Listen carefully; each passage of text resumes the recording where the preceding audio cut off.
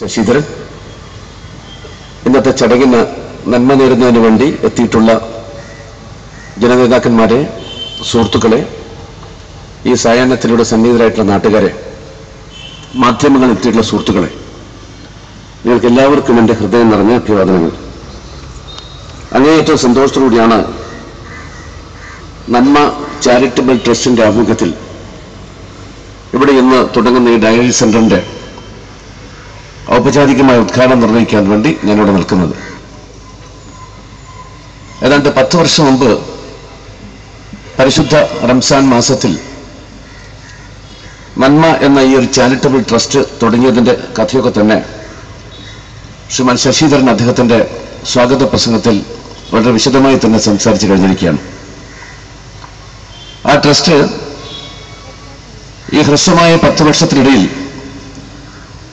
നമ്മുടെ നാട്ടിൽ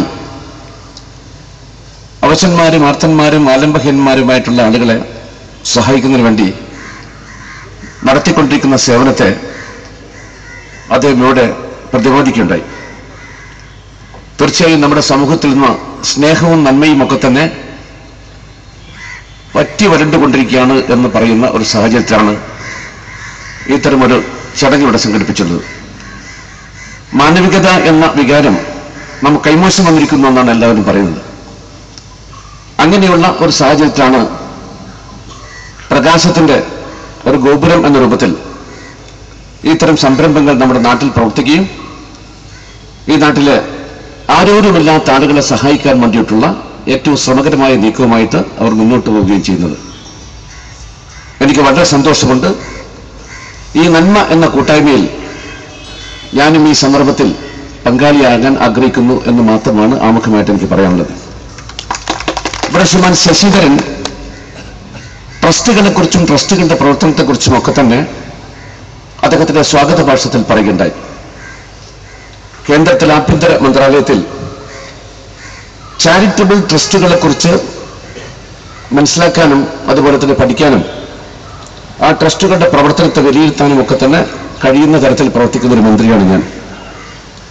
അതുകൊണ്ട് തന്നെ അദ്ദേഹത്തിന്റെ പ്രസംഗത്തിൽ പറഞ്ഞതുപോലെ തന്നെ നിരവധി ട്രസ്റ്റുകളും അതേപോലെ തന്നെ സർക്കാർ ഇതര സംഘടനകളുമൊക്കെ തന്നെ ഈ രാജ്യത്തെ പാവപ്പെട്ടവന്റെ പേരിൽ ലക്ഷക്കണക്കിന് രൂപ പിരിച്ചുകൊണ്ട് അത് ദുരുപയോഗപ്പെടുത്തുന്നത് നേരിട്ട് മനസ്സിലാക്കാനും അത്തരം സംഘടനകളെ ബ്ലാക്ക് ലിസ്റ്റിൽ പെടുത്താനും ഒക്കെ തന്നെ സാധിച്ച ഒരു മന്ത്രി എന്ന രൂപത്തിലാണ് ഞാൻ ഈ സന്ദർഭത്തിൽ അദ്ദേഹം ഇവിടെ ഉയർത്തിയ ചില ആശങ്കകൾ നിങ്ങളോടൊപ്പം ഞാൻ പങ്കുവെക്കാൻ ആഗ്രഹിക്കുന്നത്.